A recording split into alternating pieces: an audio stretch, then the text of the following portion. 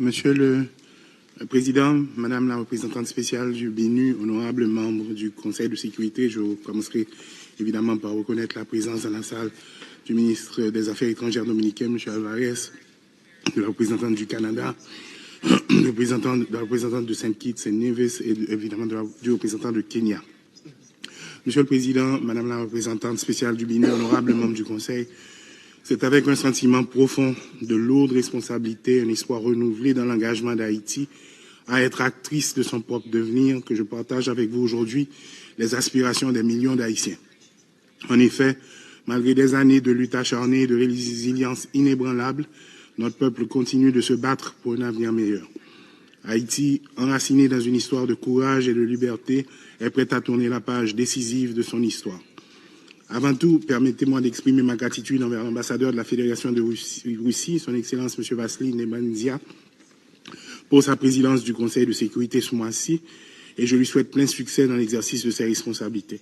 Je tiens également à remercier la présidence précédente, assurée par la République de Corée, pour son engagement exceptionnel et la gestion efficace des travaux du Conseil qui ont renforcé notre mission commune. J'adresse un remerciement spécial au secrétaire général pour son soutien indéfectible envers Haïti depuis son entrée en fonction. Son dévouement pour la cause d'Haïti et sa volonté à travailler à nos côtés pour surmonter nos défis reflètent l'esprit de solidarité nécessaire à notre progrès. Sa présence continue et son soutien sont une source d'inspiration et de confiance pour le peuple haïtien. Monsieur le Président, Madame la représentante spéciale du BNU, honorable membre du Conseil de sécurité, je tiens aussi à exprimer mes sincères remerciements à Mme Maria Isabelle Salvador, représentante spéciale pour Haïti et chef du bureau intégré des Nations Unies en Haïti, pour son rapport détaillé et sa présentation perspicace sur les récents développements en Haïti. Madame la représentante, votre analyse approfondie et vos observations critiques offrent une importante note de compréhension des enjeux actuels. Je remercie également les membres du Conseil pour leur intervention précieuse aujourd'hui. Votre dévouement et votre engagement en faveur de la stabilisation et du progrès en Haïti sont profondément appréciés. Nous sommes conscients des préoccupations soulevées par le rapport du BNU et partageons l'urgence de résoudre de manière durable les problèmes sécuritaires exacerbés par l'activité des bandes criminelles. Ces défis menacent le tissu social et économique de notre pays et entravent nos efforts de reconstruction et de développement. Le rapport souligne également les progrès dans la mise en place de structures de gouvernance transitoires qui sont vitales pour la stabilité politique et sociale d'Haïti. Nous encourageons donc le support du BNU dans l'appui du processus politique pendant ces périodes de turbulence politique. Ce rôle reste important pour réduire les tensions, préserver et multiplier les espaces de discussion, encourager le dialogue interhaïtien. L'établissement d'une collaboration solide et d'une coopération efficace entre les autorités nationales de la transition, la mission multinationale d'appui à la sécurité et le BNU demeure fondamentale et nous aidera dans notre mission de rétablissement de la sécurité et de restauration des institutions démocratiques qui sont des chantiers stratégiques de la transition. Monsieur le Président, Madame la représentante spéciale du BNU, honorable membre du Conseil de sécurité, la solidarité entre les peuples est rudement mise à l'épreuve par les conflits locaux, nationaux et internationaux.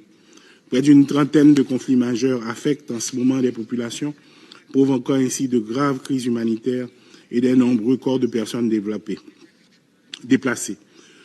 Pourtant, c'est dans ces instants fort difficiles que la solidarité tient sa quintessence. Haïti, tout au long de son histoire, a parfaitement démontré cette solidarité agissante entre les peuples. Tantôt initiatrice et tantôt bénéficiaire, la nation haïtienne, dès sa genèse, a toujours fait de la solidarité internationale un des piliers de sa vision du monde et de son engagement. Aujourd'hui encore, Haïti appelle à cette solidarité pour sortir de la crise qui ronge depuis plusieurs décennies et réussir aussi sa transition dont la durée et la mission se veulent très limitées. Chaque jour doit être mis à profit intelligemment. Voilà pourquoi, depuis ma désignation en tant que chef de gouvernement, plusieurs séances de travail ont été tenues avec le Conseil présidentiel de transition, les institutions de lutte contre la corruption et l'impunité, les forces de l'ordre haïtiennes, le secteur privé des affaires, le Conseil électoral, les représentants des collectivités territoriales et évidemment les associations de la diaspora. Dans cette même perspective, plusieurs acteurs du gouvernement m'ont accompagné dans des rencontres stratégiques avec des bailleurs et opérateurs de l'international. Au vu des engagements qui s'annoncent, je joins ma voix à celle du peuple haïtien pour remercier ses partenaires techniques et financiers de leur accompagnement jusqu'ici pour l'avènement d'une Haïti meilleure. Plus que jamais, Haïti doit mobiliser toutes les ressources nécessaires et disponibles pour faire de cette transition la dernière et qu'elle puisse la placer sur la voie de la paix, de la sécurité et du développement durable. Ainsi, il est de notre devoir de construire des partenariats solides et sincères en vue de trouver les stratégies adaptées tenant compte des aspirations du peuple haïtien. Haïti se trouve à un moment critique où 12 000 individus armés tiennent en otage une population de 12 millions. À ce tournant décisif, aucun chantier, qu'il soit économique ou politique, ne peut être abordé sans la question sécuritaire. C'est d'ailleurs pourquoi mon gouvernement salue la mise en œuvre des engagements pris à travers la résolution 2699 relatif à la mission multinationale d'appui à la sécurité. Le déploiement du premier contingent des policiers aux côtés des forces de l'ordre haïtiennes devra contribuer à mettre un frein au barbarisme des groupes criminels. Cependant, Haïti doit échapper à la spirale des missions sécuritaires définitivement. Pour ce faire, il faut redéfinir les approches pour qu'au terme de la MEAS, le pays dispose d'institutions fortes et efficientes pour que nos partenaires internationaux et nous autres éprouvions le sentiment du devoir accompli. Et pour gagner ce pari, mon gouvernement engagera une approche sécuritaire holistique et de proximité. Holistique car il faut adjoindre de manière efficace le redressement économique et l'accessibilité des services sociaux de base, de proximité, car il faut rétablir la confiance de la population dans sa police. Dans ce contexte, la réforme de la police nationale deviendra un élément indispensable. Notre situation exceptionnelle d'insécurité nous commande une police de proximité capable de rétablir et de maintenir l'ordre public et la paix civile, non pas en misant exclusivement sur la répression, mais aussi en s'appuyant sur la prévention et l'accompagnement. La réforme dont il est question couvrira les dimensions logistiques, opérationnelles et financières nécessaires à la mission de sécurité de l'institution policière afin qu'elle soit en mesure de protéger et servir convenablement la population. Nous entendons mettre ainsi le cap vers la réconciliation police-population. De sérieuses procédures d'assainissement interne sont déjà envisagées pour restaurer la confiance dans cette institution qui doit être désormais crédible et efficace. Les forces de l'ordre haïtiennes et la mission multinationale d'appui à la sécurité ne peuvent à elles seules garantir cette paix définitive qui se veut être le paradigme de ce nouveau gouvernement. Faire de la sécurité la question de chaque village, de chaque communauté, doit impliquer le soutien de la population. C'est la raison pour laquelle je préconise l'élaboration d'un plan global intégré et réaliste pour accompagner la population. Celui-ci doit prendre en compte l'établissement d'infrastructures adéquates et conformes aux normes de construction moderne, la réorganisation de certaines villes, la réhabilitation, l'implémentation de services sociaux de base fonctionnels et le développement de pôles d'emploi et de développement dans les communautés. Ce n'est que par cette voie que nous arriverons à rétablir une paix et une sécurité durable en Haïti. Cette approche holistique, intégrée et réaliste, s'inspirant du courage et de la résilience du peuple haïtien, sera celle incarnée par ce nouveau leadership de la transition. Par conséquent, avec nos amis de l'international, il devient opportun de revisiter l'accompagnement accordé à Haïti. Cet accompagnement, qui est un devoir de solidarité entre les peuples, ne peut se limiter au contour des seules volontés de l'accompagnateur. Il doit faire de l'accompagné un acteur apte à appréhender les défis et à décider de son destin. Les difficultés auxquelles est confronté Haïti sont énormes, avec un taux d'inflation qui déplace les 27%, près de 50% des emplois perdus, rien que dans le secteur textile, une insécurité alimentaire qui affecte 4,5 millions de personnes, sans compter les 600 000 déplacés internes et les 500 000 enfants déscolarisés. Le pays est en proie à une violence qui paralyse le fonctionnement de dizaines d'hôpitaux et de centres de santé. Des dizaines de commissariats et de centres d'incarcération ont été endommagés ou détruits. Des milliers de prisonniers sont en cavale. La liste peut être plus longue. Cependant, la volonté de travailler à la résolution de ces problèmes urgents, manifestée par les principales parties prenantes de l'accord du 13 avril, laisse transparaître l'espoir. La collaboration entre les différentes parties prenantes a créé une atmosphère de travail apaisée, permettre au Premier ministre, en accord avec le Conseil des présidents, d'arriver à constituer un nouveau gouvernement inclusif, réduire le train de vie de l'État, instituer des ministres délégués, nommer un nouveau directeur général de la police et accueillir le premier contingent de la mission multinationale.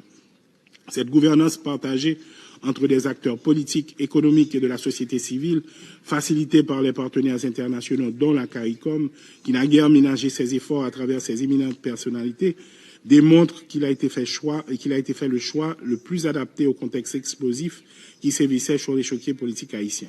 Cependant, la méfiance, la fragilité et les tensions latentes qui sous-tendent la dynamique politique haïtienne ne doivent en aucun cas être sous-estimées. Nous sommes une jeune démocratie qui ne cesse de s'écarter depuis des années de la gouvernance démocratique. De ce fait, une alerte en permanence s'impose pour sauvegarder les rares acquis. Aujourd'hui, la transition en cours, tout en s'inspirant de la feuille de route délimitée dans l'accord du 3 avril 2024, doit être celle devant paver la route à la fin de cette période transitoire entamée depuis trois décennies. Et ce, par des réformes institutionnelles et légales d'une part, par la création d'atmosphères propices au relèvement économique et à l'organisation d'élections non contestées d'autre part. Tout accompagnement des partenaires internationaux devra prendre en compte la vision du gouvernement de cette transition pour que plus jamais Haïti ne replonge dans le chaos. Monsieur le Président, honorables membres du Conseil, il n'existe pas de fatalité haïtienne. La situation qui prévaut en Haïti est la résultante d'une politique séculaire séparant l'État de la nation et qui, du coup, fait abstraction de la résilience, de la ténacité, de l'empathie et de la générosité du peuple qui aspire au bien-être. Ainsi, une synergie et une solidarité locale et internationale devient incontournable. Au cours de ma carrière de fonctionnaire des Nations Unies, j'ai observé une multitude d'initiatives internationales visant à soutenir le développement et à stabiliser dans les pays de crise. Haïti en particulier a bénéficié de diverses formes d'assistance internationale, chacune conçue avec l'intention de remédier aux multiples crises que nous avons affrontées, des catastrophes naturelles aux crises politiques et économiques. Malgré cette aide substantielle, les résultats à plusieurs égards restent insuffisants. Il est grand temps qu'Haïti et ses partenaires se posent une question fondamentale. Qu'allons-nous faire différemment? À cette question, je peux déjà vous dire qu'en Haïti, nous avons pu commencer à assembler des hommes et des femmes honnêtes, responsables, courageux, compétents et qui inspirent confiance. Ce leadership s'engage à réaliser des élections transparentes et participatives en vue du renouvellement du personnel politique et de suivi efficace et dynamique. Ces élections contribueront à l'avènement de la stabilité politique et institutionnelle. Pour ce faire, elles seront encadrées en amont d'un processus de réforme constitutionnelle, de révision du cadre légal sur le fonctionnement et le financement des structures politiques, d'appui à la bonne gouvernance, de renforcement des mécanismes de lutte contre la corruption et l'impunité et de développement d'une stratégie sécuritaire police-population, de la modernisation de l'appareil judiciaire, et de la mobilisation de la population pour une participation massive, notamment les jeunes et les femmes, dans le processus électoral. Comme annoncé plus haut, nous allons favoriser une approche plus intégrée et plus stratégique, en impliquant tous les acteurs, gouvernementaux, non gouvernementaux, internationaux, dans une planification et une exécution cohérente. Nous allons également nous concentrer sur la capacité à long terme plutôt que sur les solutions à court terme, en renforçant les institutions locales et en soutenant les efforts de développement durable qui sont alignés sur les priorités spécifiques d'Haïti. En abordant la situation complexe et souvent tragique d'Haïti, il est essentiel de reconnaître que la responsabilité principale d'adresser nos défis incombe à nous, Haïtiens. Nous n'allons pas déléguer notre responsabilité. Cependant, nous reconnaissons aussi que les actions et les politiques internationales ont façonné et continueront de façonner le contexte dans lequel nous luttons pour la stabilité et le développement. Cette reconnaissance mutuelle de responsabilité partagée est cruciale pour établir un partenariat respectueux et efficace, capable de soutenir Haïti dans la construction d'un avenir meilleur, tout en respectant notre souveraineté et notre droit à l'autodétermination. C'est une ère de reconnaissance pour Haïti, marquée non seulement par le désir de surmonter ses adversités, mais aussi par des actions concrètes qui illustrent notre engagement envers la paix durable et le développement. Nous appelons la communauté internationale à reconnaître et à soutenir cet élan en collaborant de manière constructive et respectueuse pour accompagner Haïti sur le chemin de la récupération et du renouveau. Monsieur le Président, Mesdames et Messieurs les ambassadeurs, en ce temps critique, alors que nous accueillons de nouvelles forces de sécurité internationales en Haïti, il est essentiel de rappeler que notre histoire avec les interventions étrangères est teintée d'expériences contrastées. Bien que certaines aient apporté un soutien et stabilité, d'autres ont malheureusement laissé des souvenirs douloureux en raison de violations des droits humains et d'un manque de respect pour la souveraineté et la culture locale. Ces événements passés ont à plusieurs reprises exacerbé les défis plutôt que de les résoudre, laissant une empreinte indélébile sur la mémoire collective de notre peuple. Aujourd'hui, nous nous tenons à point de convergence entre le passé et l'avenir, où chaque action et chaque décision doit être guidée par les leçons apprises.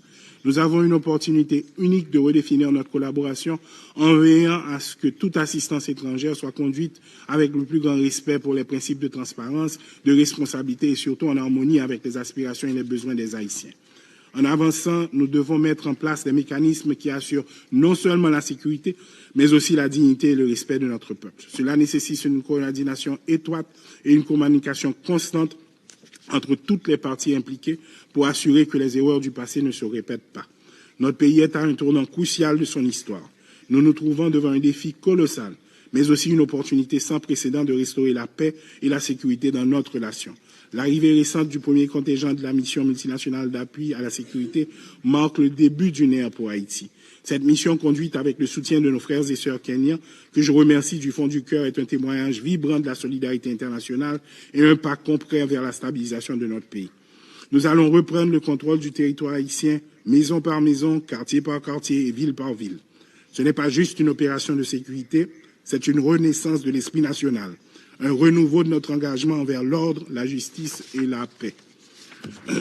Nous renforcerons nos capacités non seulement en termes d'équipement, mais aussi par la formation et le renforcement des compétences de nos forces de l'ordre. Dans cette démarche, nous sommes guidés par une stratégie bien définie et une volonté de coordination sans faille entre toutes les parties prenantes, tant nationales qu'internationales. Notre approche est stratégique et mesure chaque pas vers la libération de notre territoire des griffes de la criminalité. Cette stratégie en cours d'élaboration avec le Conseil de transition s'appuie sur les principes de rigueur et d'efficacité pour garantir la sécurité de notre pays.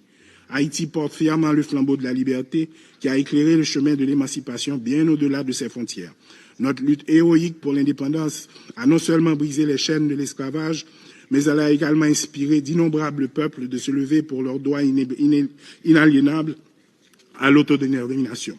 Aujourd'hui, en dépit des défis formidables que nous affrontons, l'esprit indomptable de nos ancêtres continue de nourrir notre résolution. Votre soutien continu, votre foi en notre peuple et votre reconnaissance de notre souveraineté ne sont pas seulement appréciés, ils sont essentiels. Ensemble, avec courage et intégrité, nous pouvons transformer Haïti en un exemple de résilience et de renaissance. Pour conclure, Monsieur le Président, Mesdames, Messieurs les ambassadeurs, permettez-moi de vous dire qu'Haïti se tient à l'aube d'une ère nouvelle. Notre résolution reste inébranlable et notre espoir indomptable. Dans cet esprit, nous appelons à la solidarité mondiale, non seulement en reconnaissance de notre lutte commune pour la dignité humaine, mais aussi parce qu'il est du devoir moral de la communauté internationale d'accompagner ceux qui aspirent à un avenir meilleur. Ensemble, avec l'appui continu et renforcé de nos partenaires internationaux, Haïti progressera vers la paix durable, la stabilité et la prospérité. C'est par notre collaboration et notre engagement mutuel que nous pouvons transformer les défis d'aujourd'hui en des victoires de demain. Merci de croire en Haïti, de croire en notre capacité à surmonter, à reconstruire et à prospérer. Ensemble, écrivons le prochain chapitre, un chapitre où chaque Haïtien aura la possibilité de vivre dans la sécurité, la prospérité et la dignité, un chapitre où chaque Haïtien redevient l'acteur principal de son propre devenir. Je vous remercie.